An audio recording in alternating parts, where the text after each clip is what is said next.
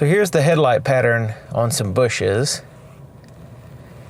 And you can see there's a little bit of jaggedness up close.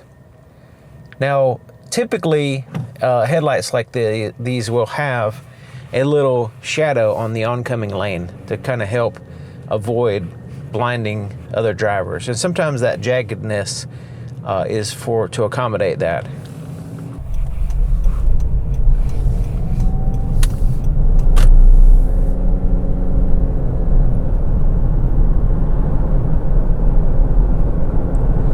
Now I have the automatic high beams turned on, and we'll see how they work.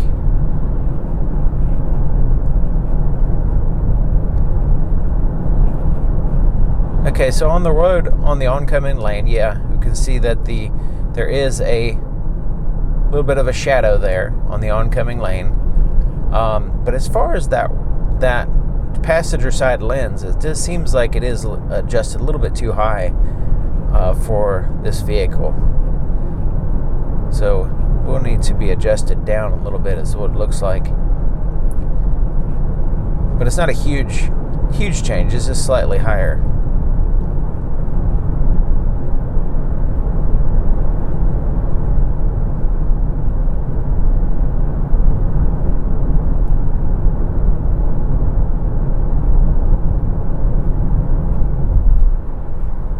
Okay, so the automatic high beams decided to turn on and then off again.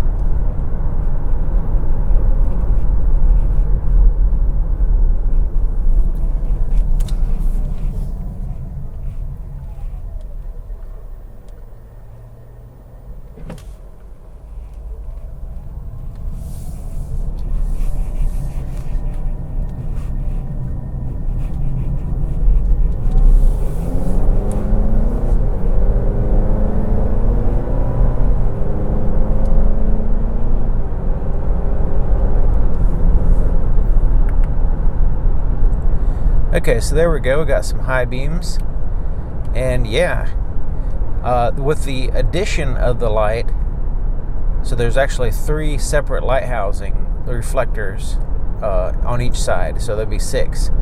So yeah, it's from a distance, it's able to overlap those lights well enough to where it's not patchy on the road. I see the trees in the distance. I see on the side of the road good.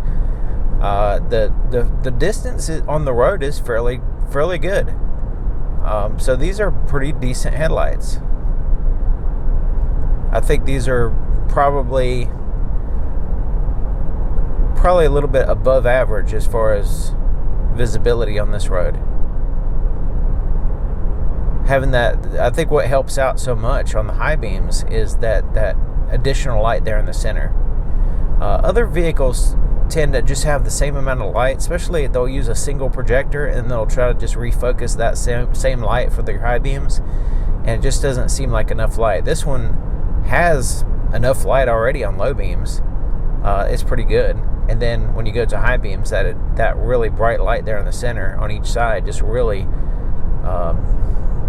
gives you good visibility overall.